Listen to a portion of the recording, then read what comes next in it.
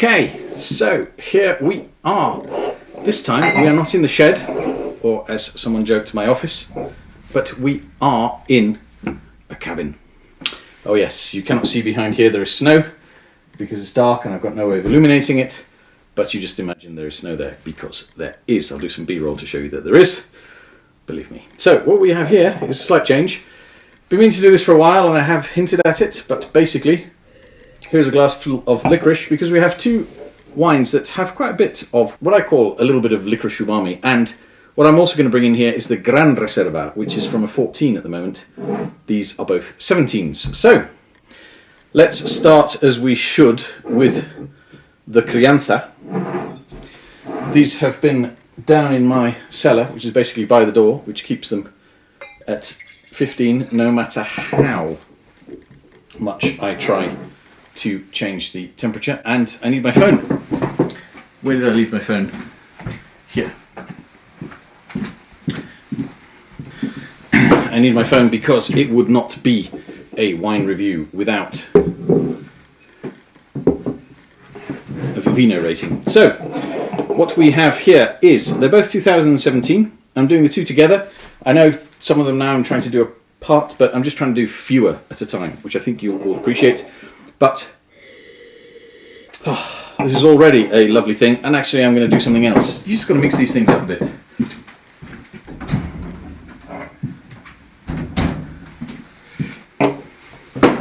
And we have a glass of Reserva as well. Why not? So I'm going to do two smaller amounts because, you know, I do put quite a lot in sometimes. Wow. So these are amazing wines, and as I've probably hinted before, I don't know if I've done the basic Coto before, but it was the wine that I could find when I came back from Spain to the UK, and so it has a very special place in my heart indeed. So let's start with the Crianza, as we said we would, and we are going to Vivino it. And what I'd like to say is that with these, so this is licorice. I mean, this is kind of nice licorice. It's not the plastic licorice. Those of you who like licorice will know what I'm talking about. So yeah, it's not the greatest licorice in the world, but it is proper licorice and taste of licorice. And I'll show you something at the end, which is quite useful. So let's taste our Coto Crianza 2017, 3.8, which is, you know, as I've claimed before, and a lot of people agree with me, I'm going to give this 3.5, even though it's got... what are you doing? Vivino's going mad on me. I've swiped. It's... I tell you, when people design apps in a way that... I mean, why would I want to swipe? I'm trying to rate the wine. It says slide to rate, and it took me somewhere else. So that has been done. I can edit that later. What do we have here? We have, I know I've rated 4 wines, thank you. I've rated a good few more. Oak, vanilla, tobacco. I haven't put any oak, vanilla or tobacco, but you can obviously go and get some square bits of oak. It's very easy to get hold of. I do have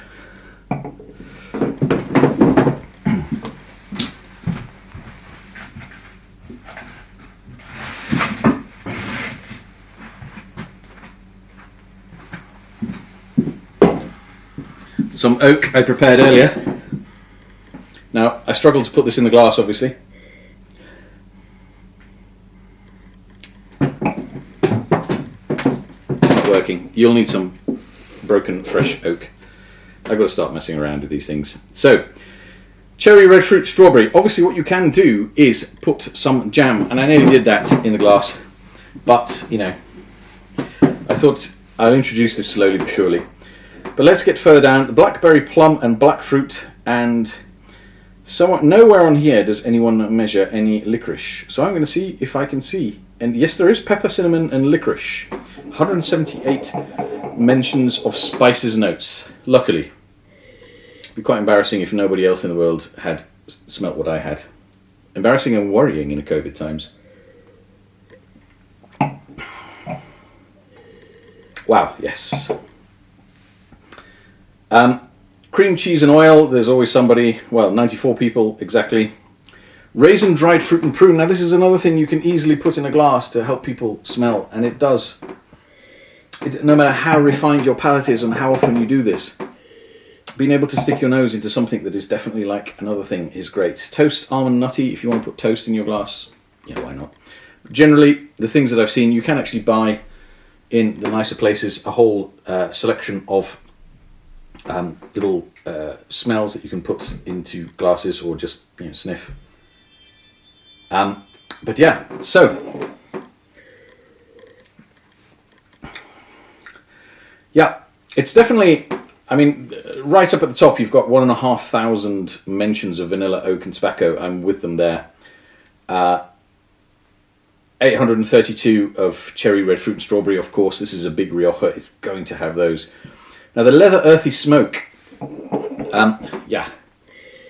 I could put some smoke in a glass, but it wouldn't really help. But yeah, I don't know what those leather earthy... I mean, I get them. I get the... I think they're hinting at the minerality that is in this wine. But the pepper, cinnamon and licorice is definitely there. And if you are at all struggling, you can always eat a licorice. It's never a bad time to eat a licorice. Except on film, you shouldn't really.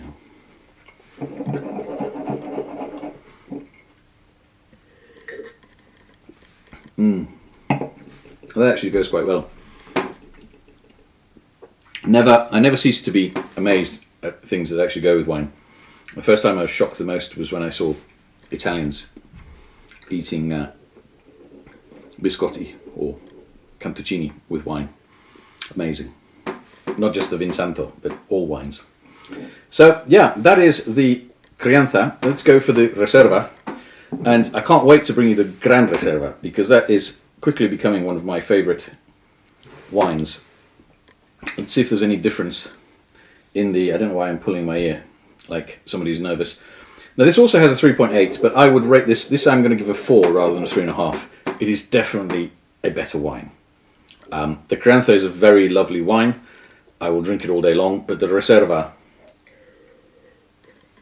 the Coto de Imaz, is a very wonderfully hierarchical system where the Gran Reserva is stonking, the Reserva is very nice, and the Crianza is also nice.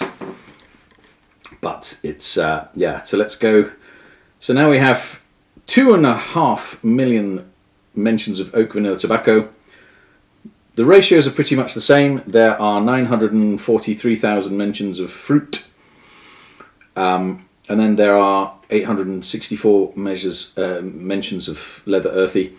People have got then blackberry, plum and blackcurrant before the pepper, licorice and cinnamon. For me, this has massive licorice umami. And you'll have to help me, because no one can tell me what that is. But certain Spanish wines have this wonderful umami flavour, which to me just captivates me. And yeah, these two generally, definitely have it. And the Gran Reserva, which I'll bring another time, was just in a different league.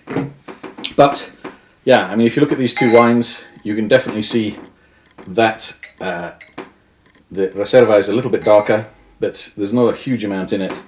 They're beautiful wines, beautifully coloured, and just very special in every way. And in Vivino, the Reserva is only £2 more than the Crianza. What's to lose? Anyway, I hope you've enjoyed this. I am going to bring you a few more views of these wines. But one thing to note as well is that the Reserva comes with a proper cork. The Crianza comes with a composite, but it's still cork. A composite's, recycled bits of cork. But yeah, I mean, they're both perfect in every way in terms of, I didn't have a bad one. So yeah, just remember as well, El Coto, the basic one's called El Coto, and the Reserva is called Coto de Imaz. I've only just picked up on that. Amazing. I'm pretty sure the Grand Reserva is Coto de Imaz.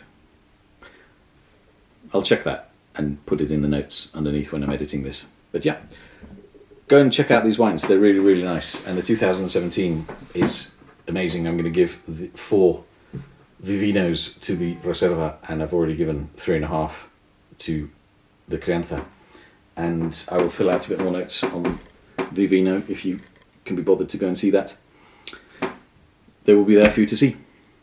Thanks very much, and I shall see you in the next one. There's going to be a few Spanish wines being done around Spain, and hopefully, well, I was also going to be doing France, but we are now heading into 2022 and we are still doing lockdown wines because we are heading for another lockdown.